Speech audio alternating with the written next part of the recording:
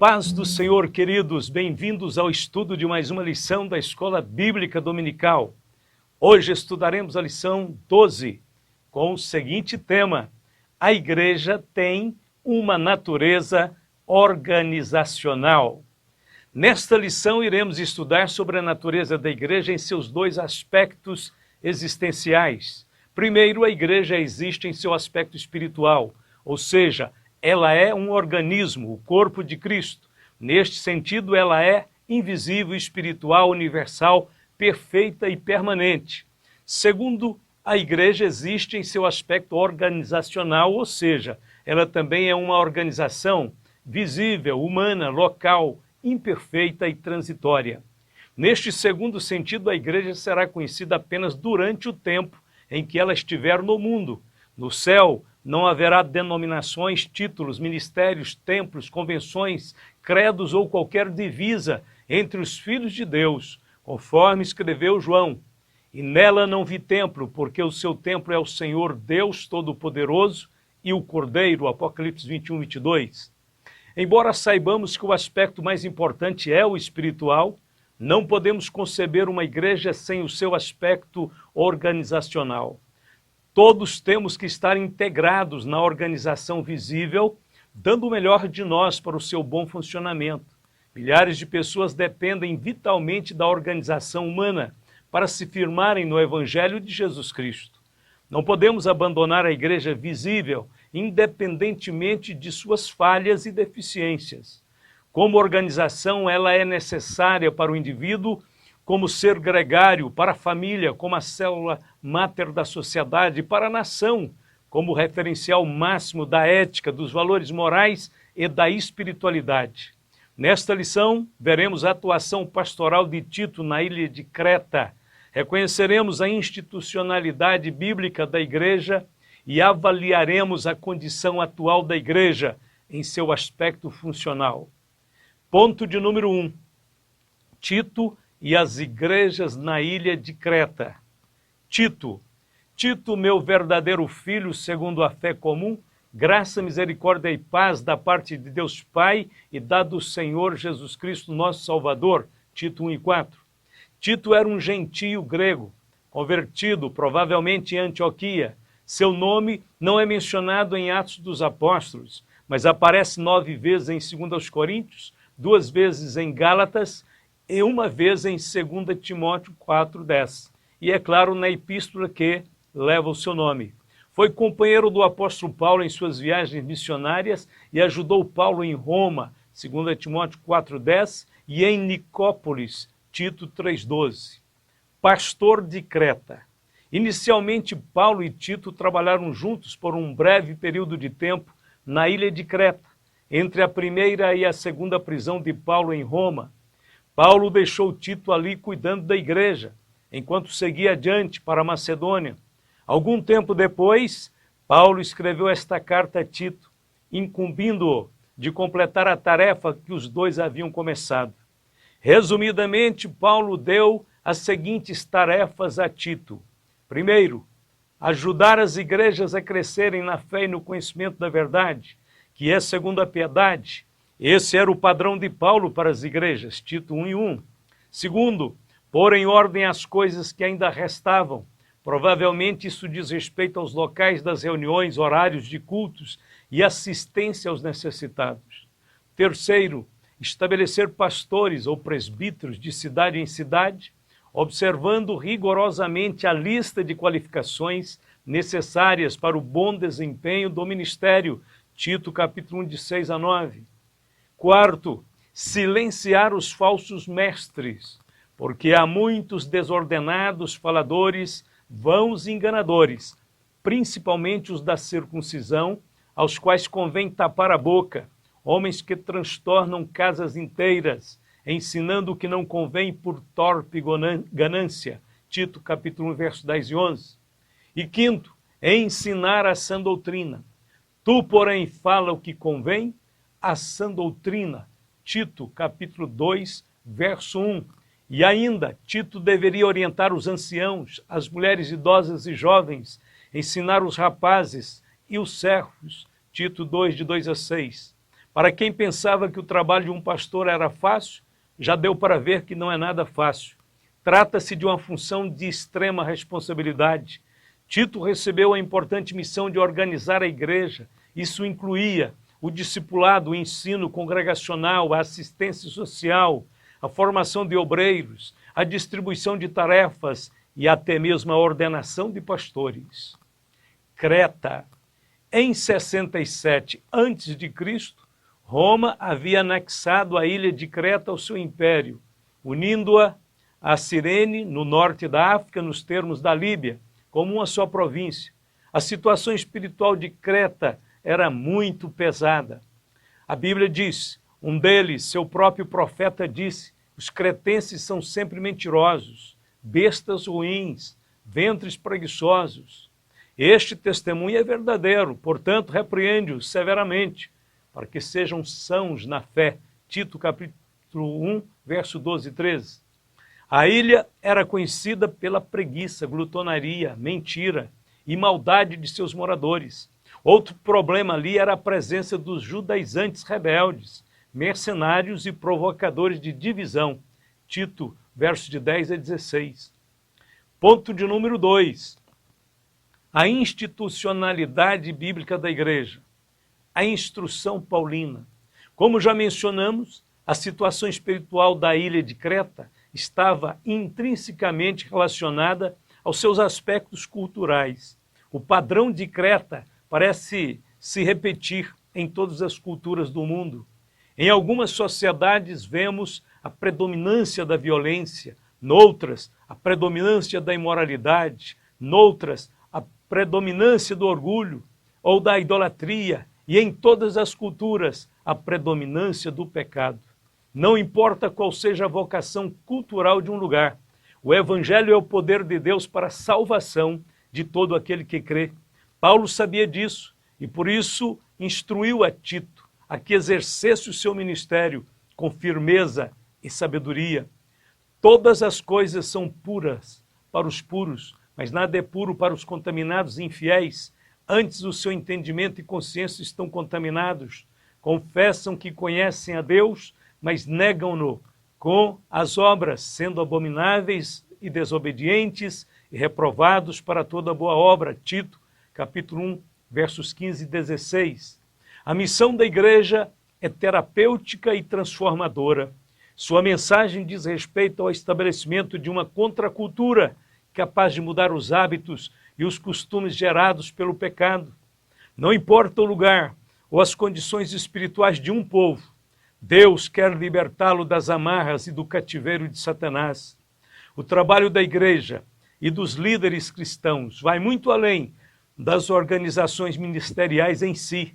Trata-se do estabelecimento do reino de Deus entre os homens, conforme ordens dadas pelo Senhor a Paulo. Mas levanta-te e põe-te sobre os teus pés, porque te apareci por isto, para te pôr por ministro e testemunha, tanto das coisas que tens visto, como daquelas pelas quais te aparecerei ainda, livrando-te deste povo e dos gentios, a quem agora te envio para lhes abrires os olhos, e das trevas os converteres à luz, e do poder de Satanás a Deus, a fim de que recebam a remissão dos pecados e sorte entre os santificados pela fé em mim. Atos 26, 16 a 18. A igreja como instituição. Existem pessoas que querem acreditar que a igreja só deve funcionar como um organismo e rejeitam toda forma de organização. Porém, isto é impossível. Todo organismo necessita de organização. Precisamos entender que pode existir uma perfeita harmonia entre o organismo e a organização, desde que cada uma esteja em seu devido lugar. No dia de Pentecostes, milhares de pessoas se acharam confusas diante da efusão do Espírito Santo. Foi necessário que alguém tomasse a frente para explicar o que estava acontecendo. Essa liderança coube a Pedro. Pedro, porém, pondo-se em pé com os 11, levantou a voz e disse-lhes: varões judeus e todos que habitais em Jerusalém, seja-vos isto notório e escutai minhas palavras. Atos 2,14. De forma espontânea e coordenada, Pedro e os demais apóstolos se colocaram de pé para darem as primeiras instruções. Essa atitude demonstra que a instituição da liderança na igreja é não somente empolgante, mas necessária. Toda igreja local precisa de organização, mesmo as estruturas mais simples. O papel da igreja como uma instituição é altamente significativo para o indivíduo, para a família e para a nação. Organização. Aqueles que são contra a organização na igreja deviam se lembrar que desde os seus primeiros momentos em Jerusalém, a comunidade cristã se manteve unida e participativa.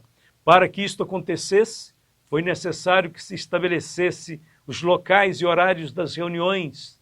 Foi necessário que alguém assumisse o papel de porta-voz e organizador do primeiro grupo de discípulos. Portanto, a mesma igreja primitiva possuía o mínimo de organização. Por exemplo, a igreja primitiva tinha uma estrutura envolvente. A Bíblia diz: de sorte que foram batizados que de bom grado receberam a sua palavra, e naquele dia agregaram-se quase 3.000 almas, e perseveravam na doutrina dos apóstolos e na comunhão, e no partir do pão e nas orações. Atos capítulo 2, versos 41 e 42. A expressão agregaram-se denota que naqueles dias ninguém podia ficar de fora. A igreja estava sendo dirigida, guiada pelos apóstolos, e eles atraíam as pessoas para Deus. Segundo, a igreja primitiva tinha uma identidade pessoal e perseveravam na doutrina dos apóstolos. Eles tinham decidido que iriam caminhar segundo o ensino de Cristo através dos apóstolos. Terceiro, a igreja primitiva tinha normas para admitir seus membros. E disse-lhes Pedro: arrependei-vos, cada um de vós seja batizado em nome de Jesus Cristo, para perdão dos pecados, e recebereis o dom do Espírito Santo. Porque a promessa vos diz respeito a vós, a vossos filhos e a todos que estão longe, a tantos quanto Deus nosso Senhor chamar. E com muitas outras palavras, isto testificava e os exortava, dizendo: salvai-vos dessa geração perversa. Atos 2, 38 a 40. Somente nestes textos encontramos pelo menos 4 normas fundamentais para a efetivação da membresia na igreja primitiva. Primeiro, temos a norma do arrependimento. Esperava-se que o convencimento do Espírito Santo estivesse operando eficazmente no novo convertido, levando-o à tristeza e ao abandono do pecado, para que ele pudesse então agregar-se. Segundo, era necessário a fé em Cristo, expressa por meio do batismo em águas. Terceiro, o recebimento do dom do Espírito Santo. Esperava-se que todo crente fosse cheio do Espírito Santo logo após a sua conversão. E a quarta norma era a separação da sociedade mundana. Salvai-vos dessa geração perversa. Os recém-nascidos do Espírito já não mais pertenciam a este presente século mau, agora pertenciam a Cristo. Atualmente, muitas igrejas locais deixaram de crescer a partir do momento em que começaram a admitir membros que nunca se arrependeram, que nunca demonstraram a fé genuína em Cristo, que nunca se importaram em receber o batismo no Espírito Santo e que nunca se apartaram do mundanismo. A ausência destes sinais continua sendo um sinal de alerta quanto à confirmação e à veracidade do novo nascimento. Sem regras, a igreja deixa de ser igreja. Ponto de número 3. A questão atual. Organismo e organização. A Igreja do Senhor foi estabelecida em diferentes cidades, países e continentes. Devido às dimensões geográficas, era impossível que todos os cristãos se reunissem num único lugar. As igrejas locais se encontravam em domicílios diferentes, porém dentro do mesmo reino. É necessário ter em mente alguns princípios espirituais para lidarmos de forma correta com os 2 aspectos da igreja. Por exemplo, quanto à sua natureza, a igreja é universal e local ao mesmo tempo. Quando Saulo assolava a igreja de Jerusalém, ele também estava assolando a igreja universal. A Bíblia diz: e também Saulo consentiu na morte dele.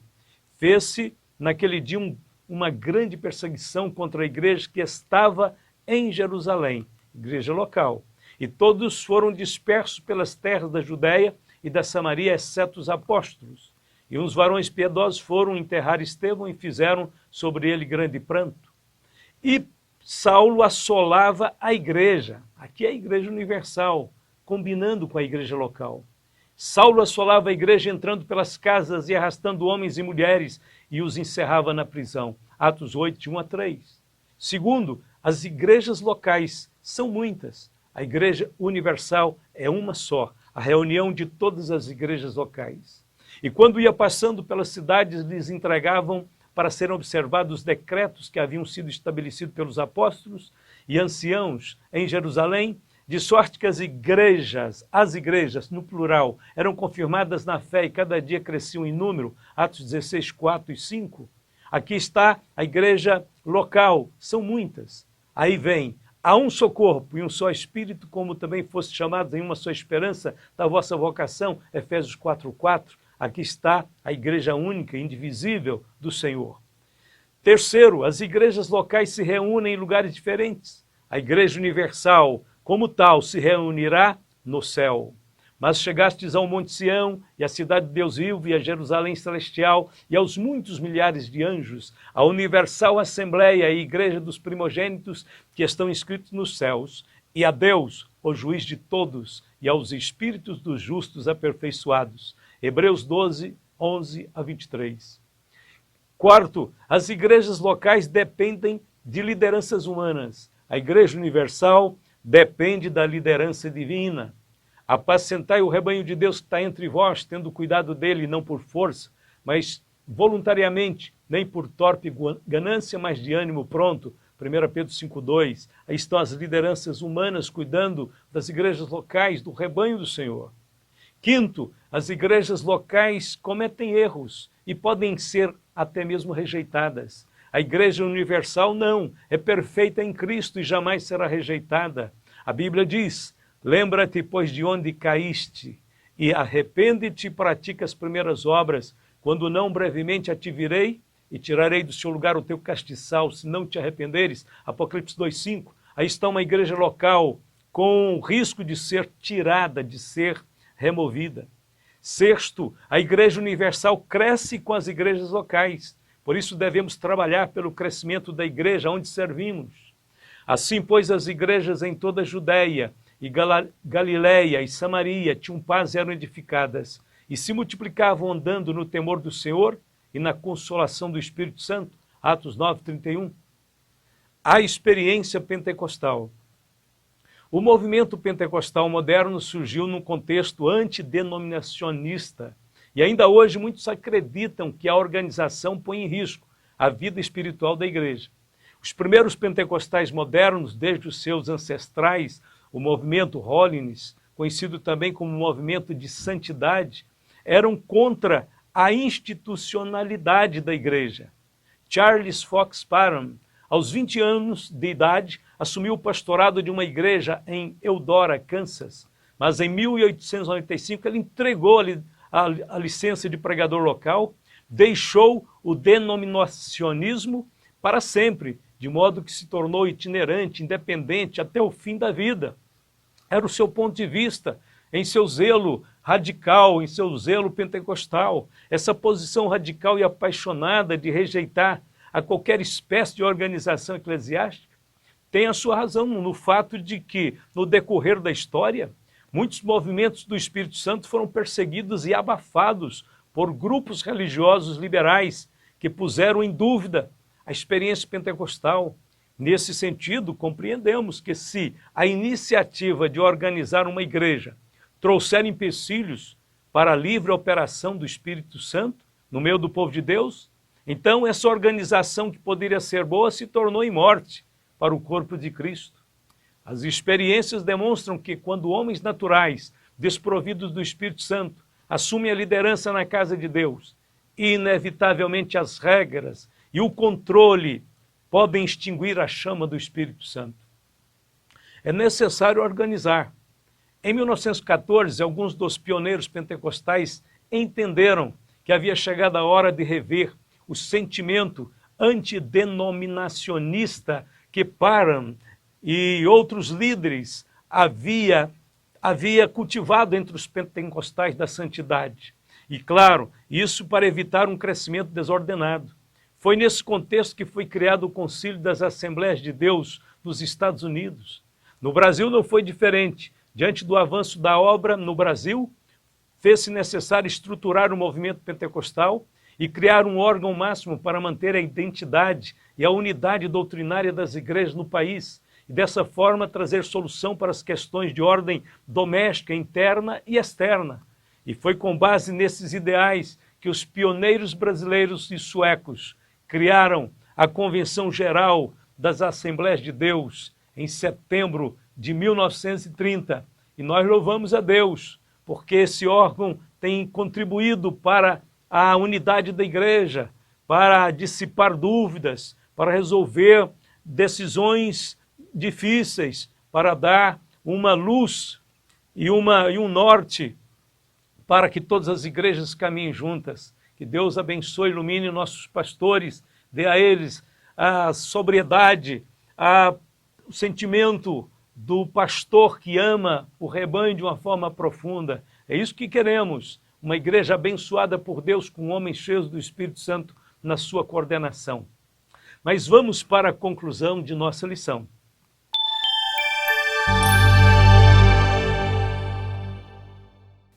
A igreja, enquanto organização religiosa, tem um estatuto registrado em cartório, assembleia, diretoria, conselho fiscal e outros cargos para cumprir determinadas funções. Nesta condição, ela é regida pelo Código Civil e precisa seguir os parâmetros legais, inclusive fiscais. A igreja, como organismo vivo, é dirigida pelo Espírito Santo, pois pertence a Cristo. Esta igreja é o principal instrumento de Deus para atuar no mundo decaído, sendo formada por seres humanos que foram redimidos pelo sangue de Jesus. De acordo com o Novo Testamento, o aspecto organizacional da igreja primitiva era bem simples. Contava apenas com um corpo de obreiros, formado por diáconos e presbíteros, tendo o colégio apostólico como supervisores da obra. Qualquer que seja o modelo organizacional adotado, é importante que a igreja se aproxime ao máximo do modelo bíblico. Se optarmos por grandes inovações, perderemos a singeleza que sempre caracterizou a igreja do Senhor. Simplificando, podemos dizer que o que realmente importa é que cada líder da igreja local seja um homem totalmente comprometido com a vontade de Deus, que saiba conduzir o rebanho do Senhor nos caminhos da obediência e da santidade, aguardando humildemente a vinda do sumo pastor, conforme ensinou Pedro. E quando aparecer o sumo pastor, alcançareis a incorruptível coroa de glória. 1 Pedro 5, verso 4. Que Deus nos abençoe, que Deus nos ajude a caminhar nesse trilho até que Ele volte. Que Deus abençoe que as igrejas brasileiras, e não somente brasileiras, a igreja do Senhor em todo esse planeta Terra, sejam abençoadas, sejam iluminadas, sejam guiadas por homens tementes a Deus, comprometidos com a palavra do Senhor.